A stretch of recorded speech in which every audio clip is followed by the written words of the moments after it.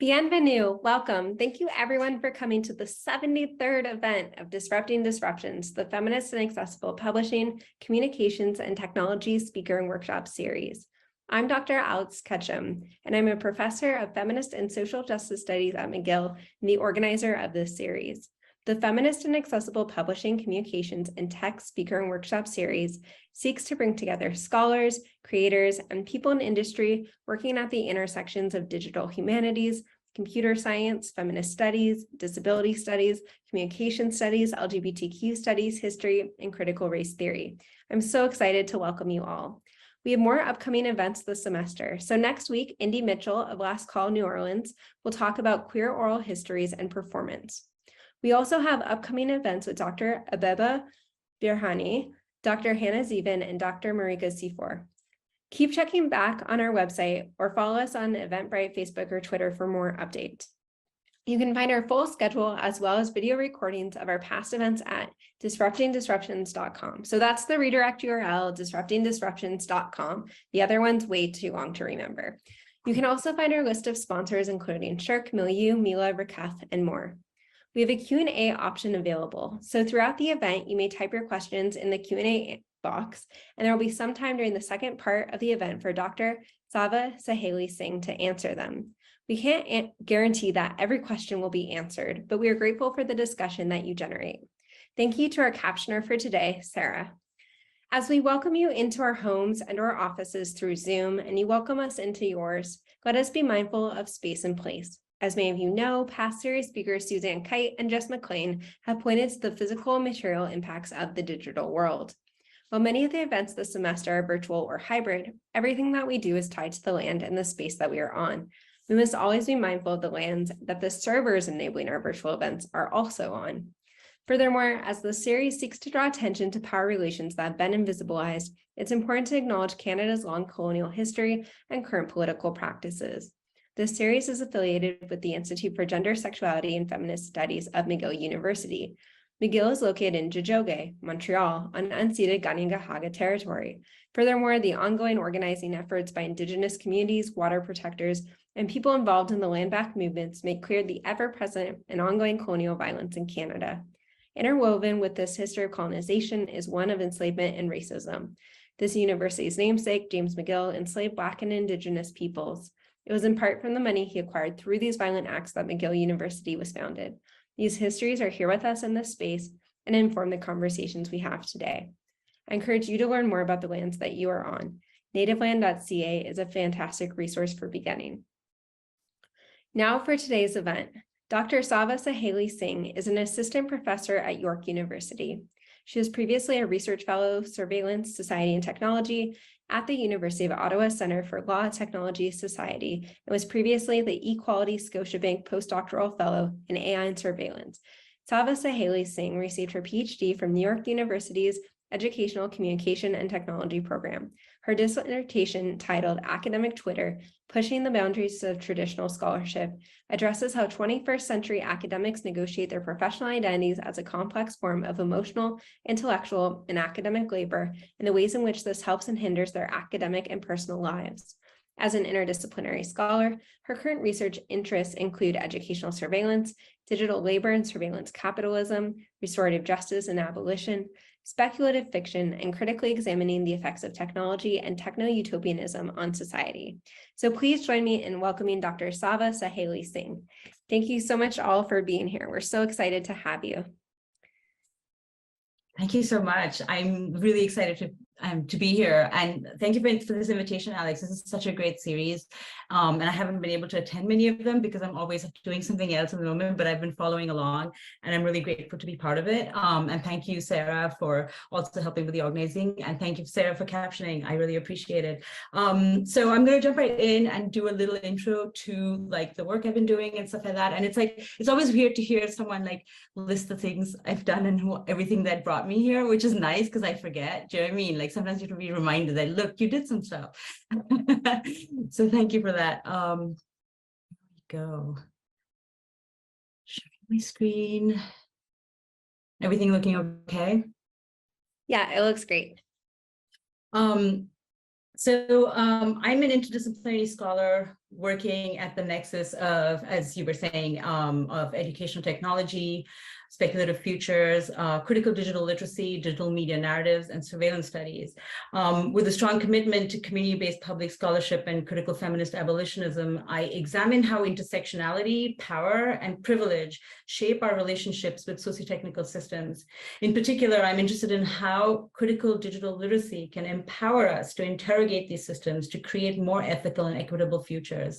My research is deeply informed by feminist surveillance studies, Black abolitionist feminism, interdisciplinary scholarship on critical digital literacy, as well as near future speculative fiction.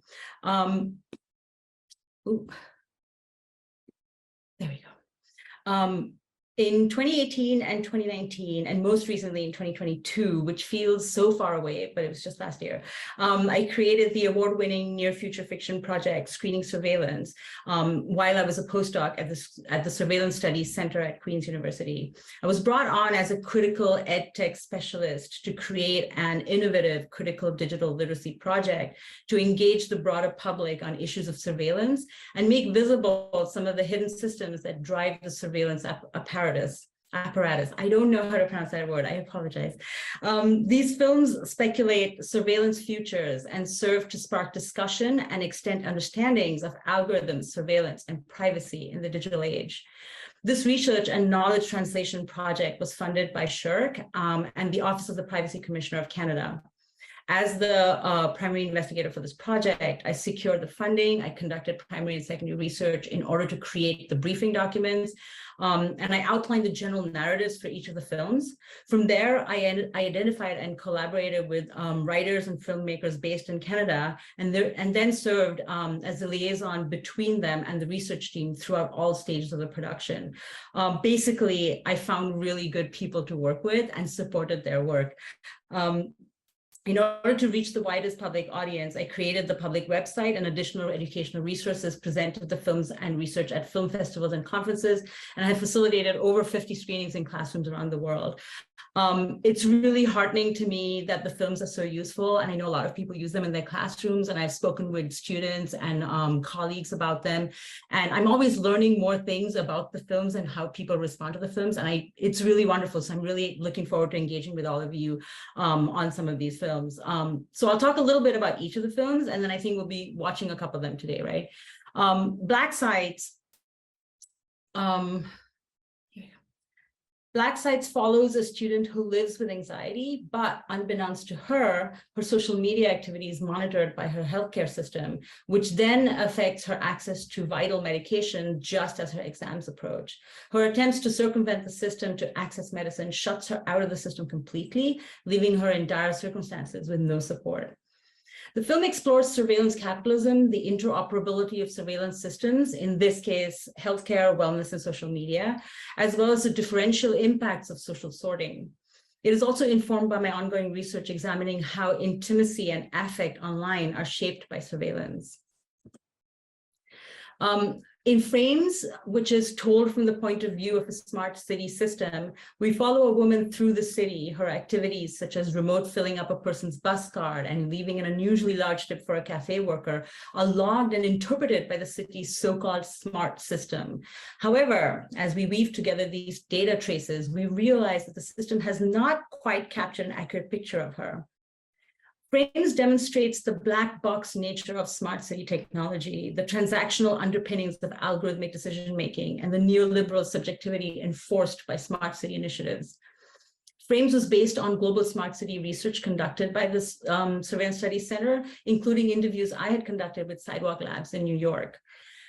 Given the development of Hudson Yards and at the time Sidewalk Labs, I wanted to further public education on the topics that underpin these sensors, platforms, and technologies that get embedded in our cities around us. Based on Frames, I have a journal article also in progress that explores the vulnerabilities and embodiment and the interaction between mental health and wellness and technology. I'm still working on that. I've been working on that for a long time. My next film, and I think many of you must have watched this, is called A Model Employee, and it follows an aspiring young DJ who works at a restaurant run by a family friend. I'm not going to go into too much detail on that, but because I think we're going to watch this one today. But it draws on research concerning workplace wearables and highlights the tension between care and surveillance while questioning the line between work and personal life. And my most recent one is Tress Dancing, hashtag Tress Dancing, rather. This is the fourth film in the screening surveillance series, and I think we're going to watch that one as well. And this speculates the effects of escalating surveillance and control through educational technology. This was informed in part by the rapid uptake of invasive proctoring software that kind of became so pervasive during the pandemic. And this project explores the intersections of AI and algorithmic bias and youth and privacy and surveillance, all in the context of ed tech. It was funded by the AI and Society Initiative and the Equality Project at the University of Ottawa, as well as the Surveillance Studies Center. And it was inspired by multiple research projects that I have conducted, including interviews with teachers across Canada right at the beginning of the pandemic, as they were forced into shift into emergency remote teaching, rather.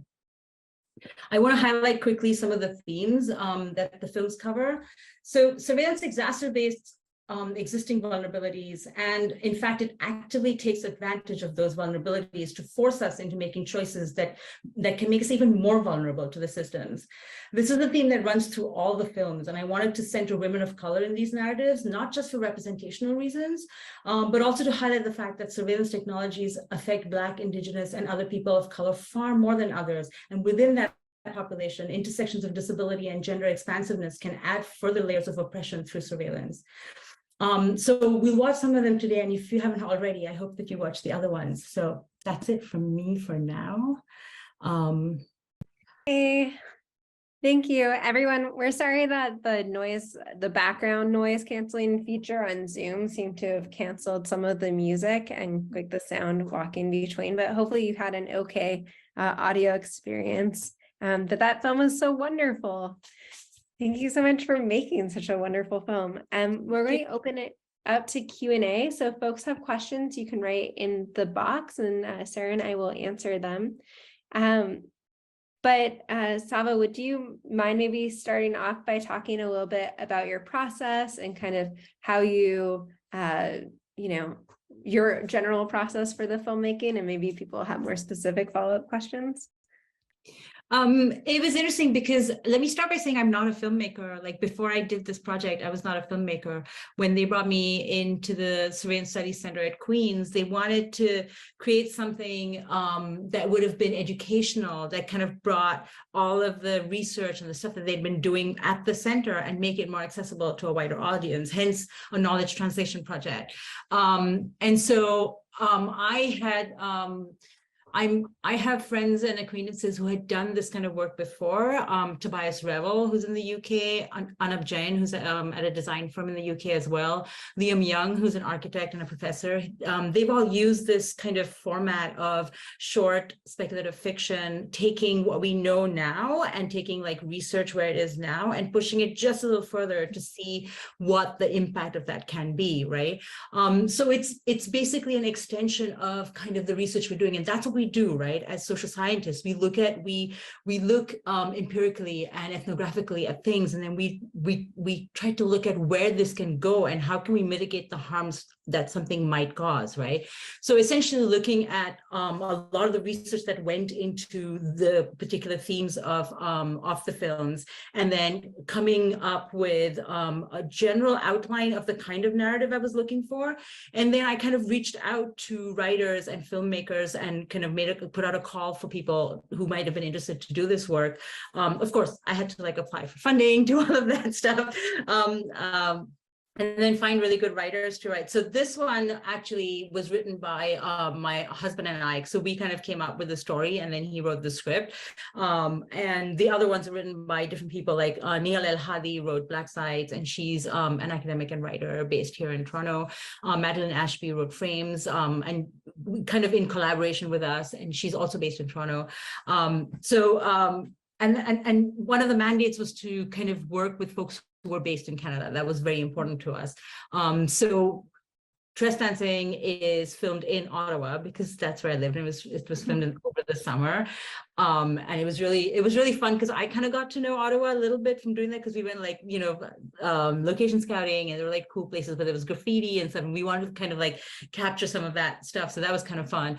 And so based on like the research and stuff, I kind of put together a draft document which kind of included examples like the films from the folks that I just mentioned, and other kind of research and other kind of more mainstream reporting work and stuff like that, so that writers could sit with that and come up with their narrative around it. And then it went through a couple of rounds of revision based on like, because that's the other thing, right? I'm working between a group of academic researchers and supervisors and people who are writers and filmmakers, right? So bridging that kind of divide between disciplines and the way of speaking and the way of understanding things. And not a lot of academics understand what goes into filmmaking, right? They're like, okay, we want to see a draft of the film, but you can't, it's not like a draft of the paper, right? You can't annotate and be like, change this, shift that. Like it's so like guiding them through that process. And then on the other hand, speaking to filmmakers and writers in terms of like, here's what the academics expect, and this is what, this is how this goes. So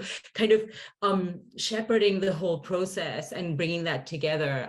But I was very lucky to work with just really amazing people, like especially on Trespassing, like Hingman, who directed the film, Hingman Ling, she's like based in Ottawa, and she's just wonderful to work with. And Leslie Marshall, who co-produced with me, and she kind of put all of it together. I basically was like, I want to make a film. I found Leslie, and Leslie's like, all right, let's make a film. And she kind of, I worked with her to put all of that together. But it was just a wonderful set. And it was just like really affirming and really supportive. And we worked with these amazing young people who were just like so talented and, showed up every day to do this stuff. So sorry, I just like, my heart is very filled with like, the people that I worked with. It was just like a really, really great experience. So it was basically me being able to bring together a lot of really cool, interesting people to make this thing.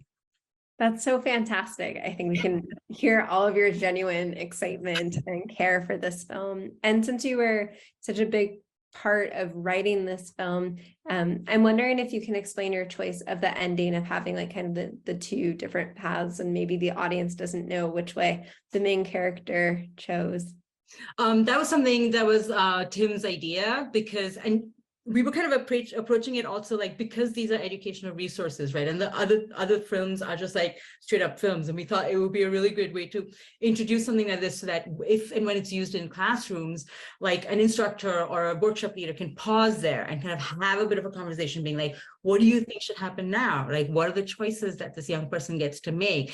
Yes or no is a choice. Is it really a choice? And I think part of the reason is because you go down one path and you're like, no, she snitched. And then, what happens to that? And then you allow them to have the other path where it's a happier ending, but is it, right? And that's kind of what we were trying to say as well, which is like, you think you have a choice in these things and you don't really. This young person had to make a profound choice between, staying in her program and losing all her friends and continuing on an academic path that's been kind of prescribed for her, versus falling off that path, but keeping her social life, right? And missing 1 year and therefore jeopardizing her academic career potentially. So those are not choices anyone should have to make, right? So by doing that, we wanted to add that element of having people talk about it, but also, slip in that feeling of like, is it really a choice though? It's not, right? Like so many of these things are not a choice for us, right? We take yes on terms of agreement because you don't have an option. Like I can't say, no, I disagree to this, and then still use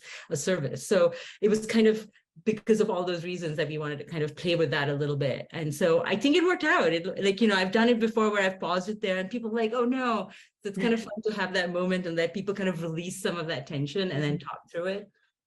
And then also, so again, people are welcome to writing questions to the Q&A chat. I'm just going to ask a couple more while we're waiting for people to write, but please write. This is such a wonderful opportunity that we get to ask Sava like questions about the films. But I'm wondering, since you're talking about, right, how you are using these films to kind of talk about what's already happening and kind of push it to the next step, maybe for folks who aren't as aware of kind of the background of surveillance educational technologies, can you maybe speak to some of the technologies we already see being used on students to surveil them, and like what parts already exist that are in that film, and kind of how you took it further?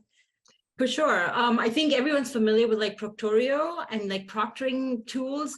And the interesting thing about these things is that like they're not new. I think they became very much like all of us became very much aware of it because of the pandemic and because everyone had to like shift to this remote emergency teaching situation. And people are like, well, how do we the thing that bothers me so much is like people focus on the wrong part of the problem, which is like, how do we prevent cheating? And it's like, that's not really what we should be looking at, right? We should be looking at what are we doing that brings students to the point where they feel like they have to cheat? How do I get you to Oh.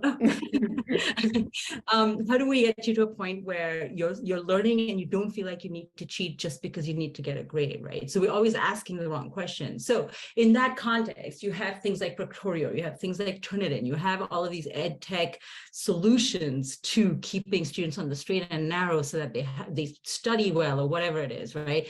And those are so problematic on multiple levels. So putting aside for a second that it's like carceral and it making us into cops, the stress of engaging with those things for the students it's such a lot, right?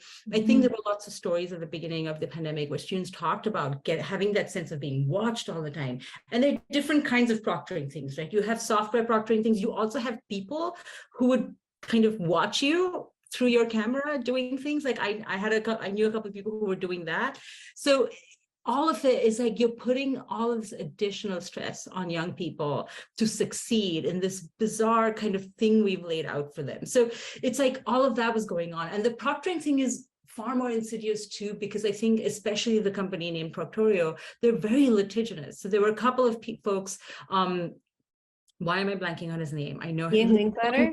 Yes, Ian Linkletter. So he kind of found unlisted videos of stuff that they did and shared it. And then he's been going through a lot. He spent, the community came together and helped fund kind of his legal fees, but like Proctorio is a huge company and this always happens, right? There's an unequal setting in this, especially in litigious situations where individuals never have enough money to do this, right? I think there was a young man in Florida somewhere, or at least in the United States, who had kind of looked at their code and talked about it, and they came down on him as well, and he had to settle.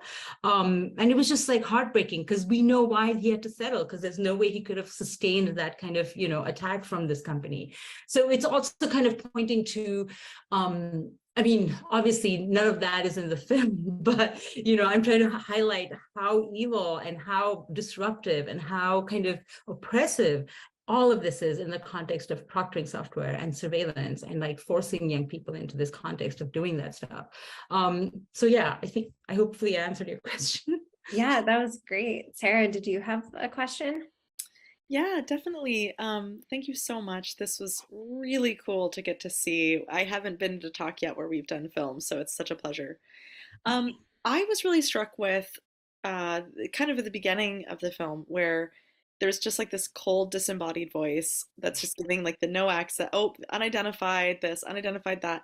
And like that's so relatable as an experience with technology that can be like very hostile to like so many different people with disabilities, like people from lower classes, to women, to racialized people.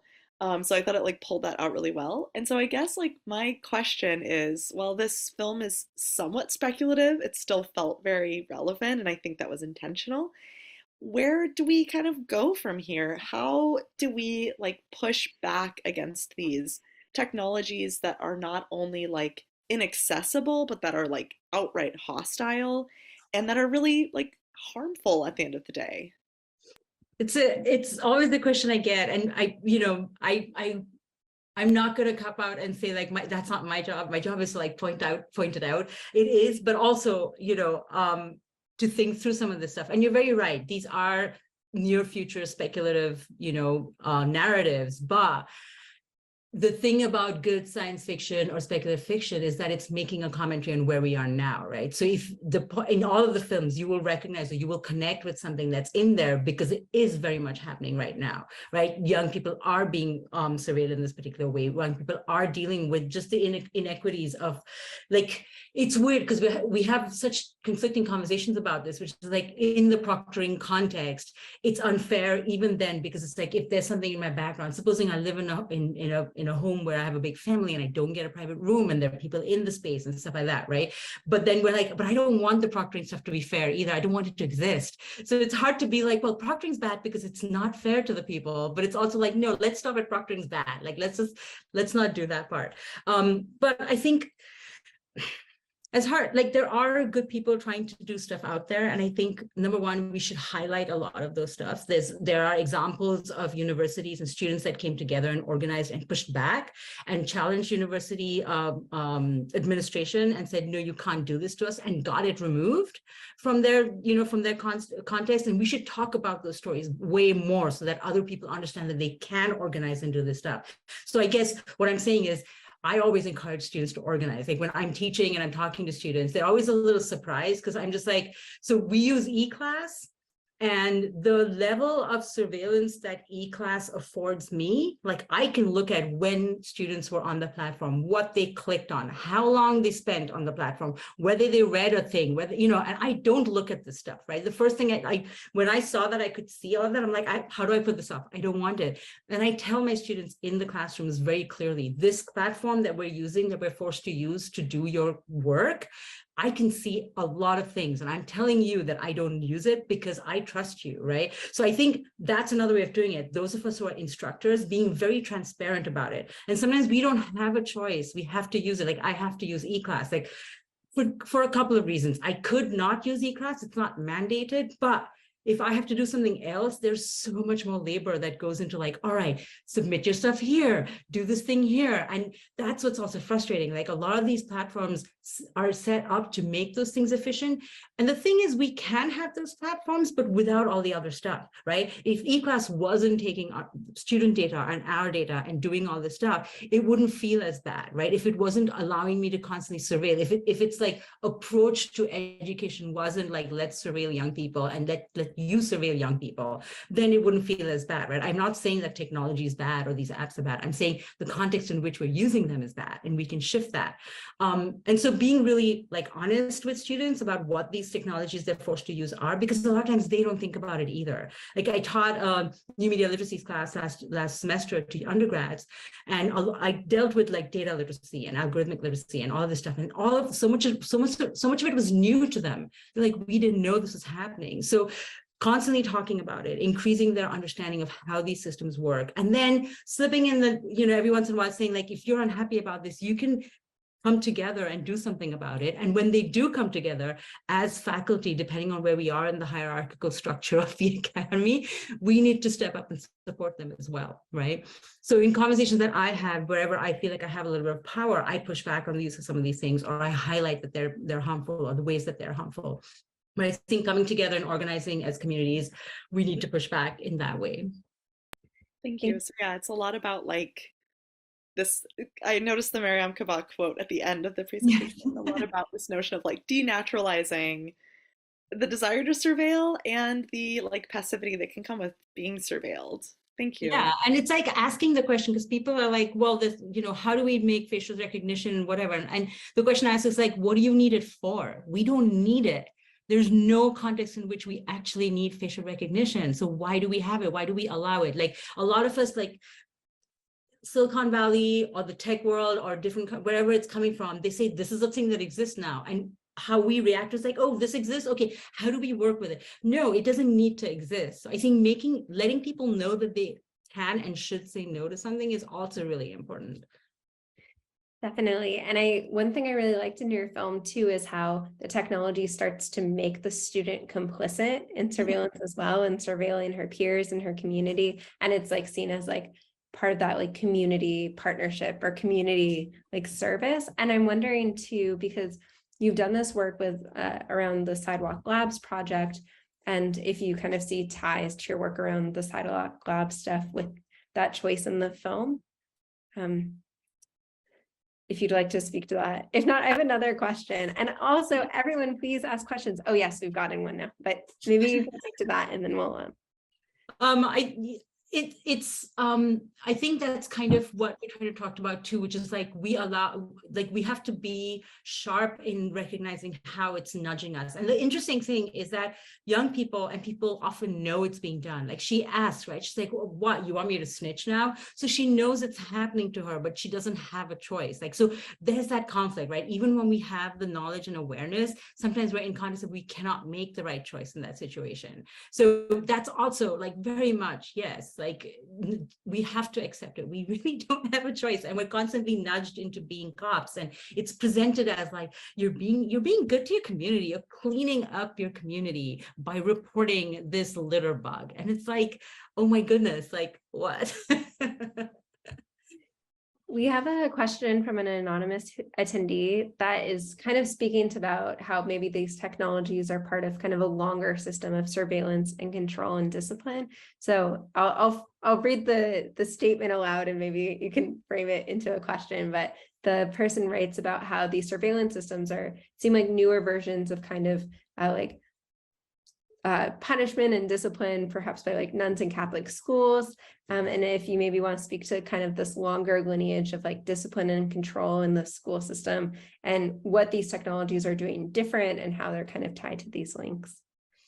Absolutely. There's so many connections. A lot of his surveillance also has deep roots into slavery and racism, and I think a lot of our school systems are very much embedded in a colonial mindset, right? Like I went to when I was in school, was run by nuns, and they have a very specific way, and the moment I say that, like it brings up like questions and memories of like residential schools in Canada that I'm learning so much more about now. Like I'm newish to Canada, so I'm learning so much more about the history here. These things are very much tied to that, right? Which is like, and I want to say it is very much rooted in colonialism and control, because there's a certain way you are meant to be by a certain measure that's set by colonial power. And if you don't align with that, then you are out of step with that, right? And so all of these systems are built to be that way. We talk a lot about like decolonizing the academy and stuff, and I understand that effort, and I think there's a way to do some of that work, but I also want to say that the institution is it's set up by colonialism to maintain and uplift and keep going that system, right? So it's really hard to try to decolonize it, like without completely dismantling it and starting up again. And I'm using different words because usually I'm just like, we need to burn it down and start again. But that's part of it too, right? We're already accepting that school functions in a particular way. Now within that thing, there are these rules, and you have to function in a particular way. And all of those rules are set by very specific populations of people to control other populations of people. And we really don't need to do that. That shouldn't be what learning is, right? Sarah, did you want to read the question from Jessica? Yeah, so Jessica asks, with technological surveillance services such as proctoring, cookie tracking, face recognition, etc., do you think there are ways to minimize the harms of it in the future? Or do you think it should be predominantly abandoned due to the disadvantages and harms it currently comes with? I think the latter. I think we should abolish facial recognition. We should. It's harder and more work to be better and to do some of this stuff, and it's easier to not do it. And I want to say a little bit that this is also connected.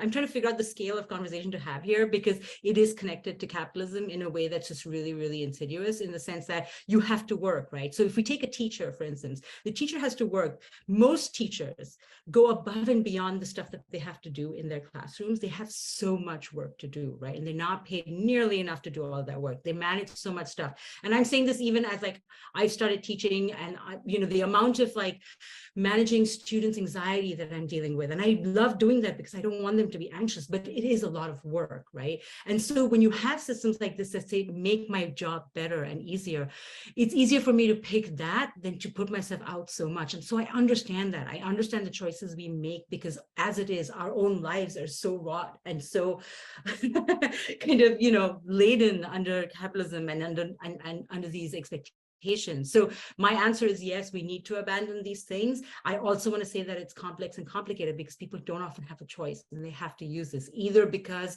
it does take some of the weight off of the work they have to do, but also because it's mandated by the institutions that they work at.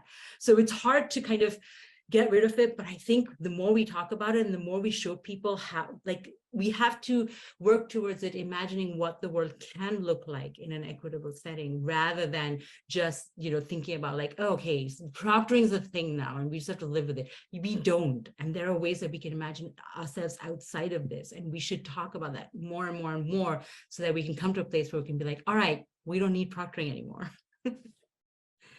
That's wonderful. So maybe we could play the second film, and also if folks have more questions that they're thinking of, you can type them in during the second film, because we'll have more time for Q&A, if that works for everyone. And hopefully we've figured out the background noise thing, hopefully. Feel free to let me know if it's not working. Oh, wow, that film was fantastic again. And wow, I felt really stressed out. I haven't watched it in a while. I've watched all these films many, many times, as you can imagine, but I haven't watched this one in a long time. So it was kind of fun to rewatch it. Yeah. Oh my goodness. I was feeling for her so hard. Yeah. So for folks, we have about 14 minutes left. That's when our captioner has to leave. So that's when we'll wrap up. But we want to invite you to ask additional questions. Maybe this film made you think about surveillance in new ways. Yeah, so I want to open that up.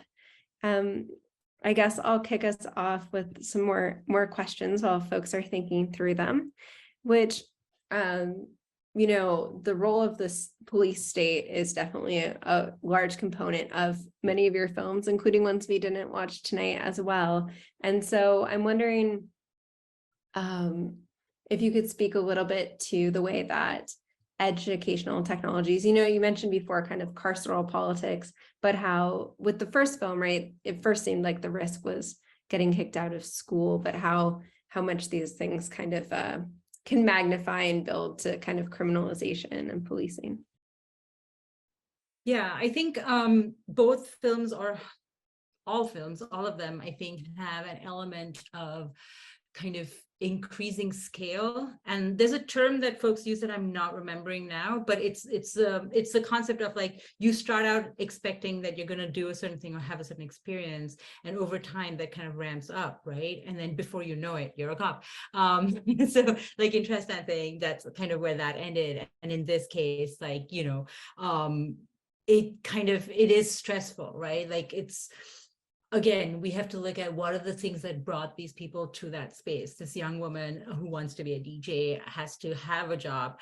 And it's also what we wanted to highlight in this one too, is that within, Mr. Singh is like an uncle to her, right? He's like family. He says, I'm looking out for you. I told your mom I'd look out for you. And so we wanted to highlight in some cases how even in kinship kind of relationships, you are inadvertently brought in harm's way, right? Mr. Singh didn't want her to go through this or be harmed in any way. He cares for them. But again, this brings in capitalism in some ways, right? Where he's like, I have to modernize my business. I have to get on the new apps. I got to do all this stuff. And, I want to make my workforce work better and do all this stuff. And so he's been sold the concept. I was going to say the lie because it is, but he's been sold the concept and the apps by which to better himself, better his business, to increase profits. Everything is aimed at increasing profits and efficiency and doing all this stuff. And this young woman who is trying to become a DJ, so her life is different, right? She works at night in those ways, but she needs to have a job in order to support the things that she's doing. So it's all kind of entangled in that way. And then what's interesting in both films too is the parents are not really there. and there's stuff going on there as well. So in this one, her mom has like multiple jobs, so she can't be home all the time, right? She's like, she has a sister, so her sister is very studious, and now her whole academic career is gone, right? Because she's been arrested. She's had this thing happen to her. So like, these are like, your everyday life can shift so profoundly by one little thing that happens because of surveillance, and how all of this is like so connected, interconnected to capitalism, and within capitalism, which is bad. Like I know that people talk about surveillance capitalism. It's not a separate thing. It's just a form that capitalism is like, oh, how can we use surveillance to do the thing we're doing, right? So it's like, it's not a separate and different thing because that assumes or implies that there's a good capitalism, but there isn't, right? All of this is under that same system that's trying to extract as much as it can from us. So yeah, sorry, like just the escalation of function of the things that we use. Like what happens to Rupa in this is that her, Nita, her watch, her wearable, has an automatic update that then triggers what happens to her sister when she walks into the store, right? So that's that other thing. Like all of these things are happening in the background and shifting in the background that we don't control, and we don't have a say in that matter, right? Like it's always weird to me. Like we talk about data and we're like doing all this stuff, and people are like, no, we're allowed to have your data. And I'm like, what do you mean you're allowed to have my data? Like, and allowed to do whatever you want with it? Like when you start thinking about it, it's like, wait a minute, no, this is so incorrect. Like they've fooled us into thinking that they're the ones who are allowed to have access to us, and that we're not allowed to have a say about that, right? And then when you think about it that way, you're just like, oh shit, like, is it too late to fix that? And it isn't. Like, I'm just gonna say, we can always shift and change things, right? There's a comment that leads to kind of a question from an anonymous attendee that says, I think these films also point out how we're recruited into the police state. And maybe with that comment, maybe with this film, you can also speak to the kind of technologies that we see that already exist, and that like how you built from those technologies, just for folks who aren't aware of like the same kind of tracking surveillance technologies. Absolutely. And I think someone you've had on the series before, Chris Gilliard, has spoken about this concept of luxury surveillance. And what he's trying to do with that is talk about how there's certain surveillance elements from our technologies that we think of as luxury or efficiency or all these things, but those same things are used in other contexts. For example, you have your Apple Watch that tracks various things, right? How is that different from a tracker that an incarcerated person has to wear, or a formerly incarcerated person has to wear when they're outside, right? Like when they're on parole or something, they have to wear an ankle bracelet or whatever, right? So these things are all connected, and these things are all within the same framework of stuff. So it's, what are these things doing? How are they controlling our movements? How are they controlling our emotions? How are they controlling our interactions with each other? Like there's a lot going on there, and we're kept so busy in both in the sense of under capitalism and also like just doing stuff, that when it's almost like the time we should have to kind of reflect on our relationship with our own technologies is taken away from us. And that's kind of what I was trying to do with the films as well, right?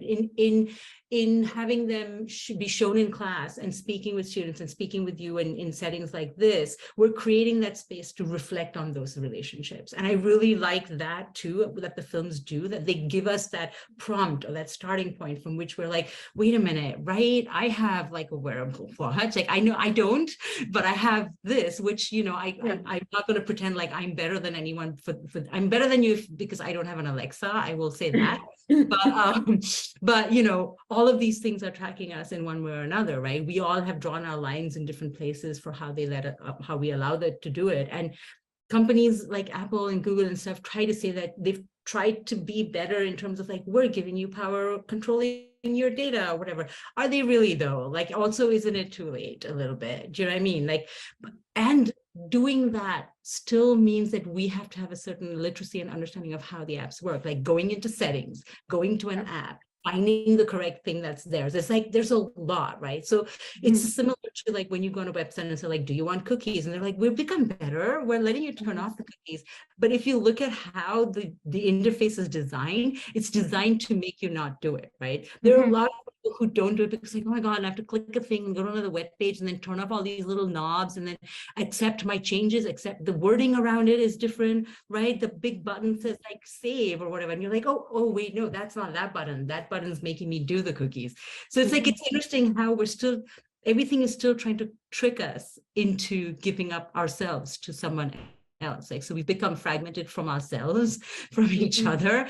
We're never given the space to kind of reflect on that and be like, this is a profound thing that's happening to us. It's huge, right? I want to say, like, I was never like this, right? I also want to say, like, there are many people who think like me and have been thinking about this, but there was a time when I was like, technology is neutral. It's just a machine. This is just like metal and plastic and also rare earth minerals that are like mine, but it's not, it doesn't have anything. And I know now that that's not true, right? I also want to say, like, years ago when I was on Facebook, my sister has never been on Facebook. I'm not on Facebook anymore, but at the time I was. And she and I had gone somewhere and to the beach or something, and we'd seen a dolphin in the distance. And I immediately went to my Facebook and was like, cool, dolphin or whatever. And her neighbor from across the street came over and said, hey, I noticed that you saw a dolphin. And my sister looked at me and she's like, wait, that was my story to tell my neighbor, right? You kind of took that away from me in some way. Like, you displayed our experience somewhere else that I didn't have any agency in having that moment and sharing that thing with, and at the time I was like, whatever, it's social media. You don't understand. You're an old or whatever. Do you know what I mean? I kind of bristled at it. But over the years, I'm just like, I think I have finally said to her that you were right at that time, right? Like, it's not my place to tell what's going on with you. So these are the human interactions that have gotten so impacted by so much of this stuff, and we don't make the space to talk about it or to think about it or to organize about how to push back on it. And so I'm really grateful for these conversations so that we can kind of talk about some of that. Thank you. There haven't been other questions put in the chat, so I'll ask you another one because I'm really enjoying this conversation. No, I like, look, you and I like, can we get on Zoom and chat? So I'm enjoying it. That sounds great. But yeah, so I'm wondering how locations were chosen, right? You talked a little bit about with the Ottawa location scouting, but this was in, I'm assuming, Montreal, since there's the Mural Fest and Mural, but I'm not sure if, you kind of are mixing up bits of locations, but how you chose your locations across Canada and what went into that.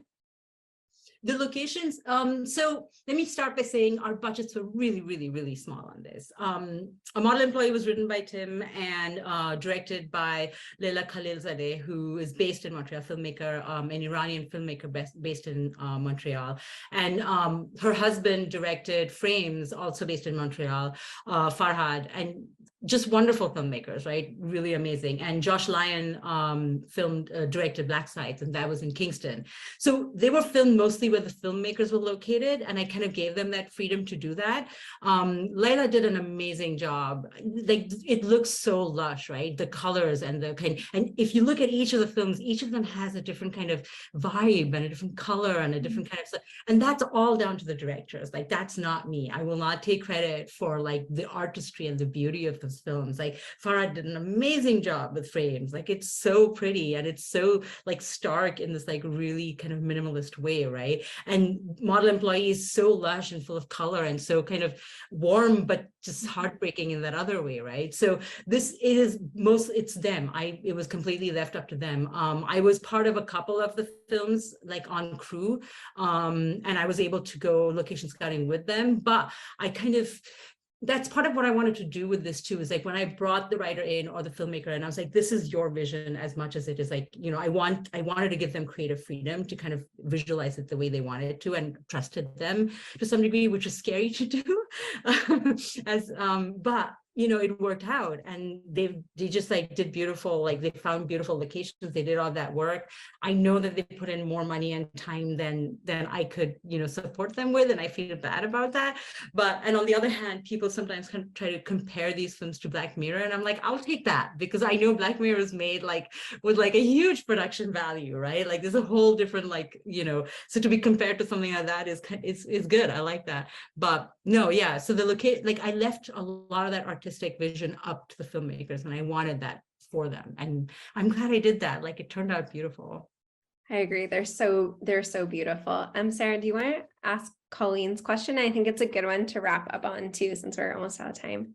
Yep, Colleen says, this has been amazing. Thank you. What are some other resources you would suggest to learn more? Well, that's a big question. Um,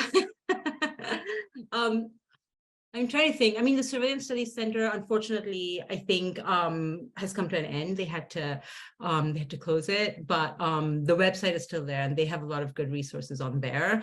There are, of course, authors and writers and people whose work you should follow. Which, you know, I mentioned Chris Gilliard, obviously, who's been doing a lot of work in the area. And then you have, like, even though it's not like directly surveillance, but it's very much connected. This is the thing. So, like, when you start looking critically at technologies and stuff like that, you always hit up against surveillance. Like, that's, you can't avoid it, because that's what a lot of these things are doing, right? So you have like Ruha Benjamin and Safiya Noble's work, and of course Simone Brown's work, right? Like a lot of the people doing work in this area is just like, they're so smart and so wonderful. Like, I've been assigning some of their work and rereading some of it, and it's just like wow, we're so lucky that we have like amazing thinkers and writers and critical researchers doing some of this work and making some of it available to us. So there are a lot of cool things out there. I'm trying to remember what is the group that did the glass room project, and they had like the detox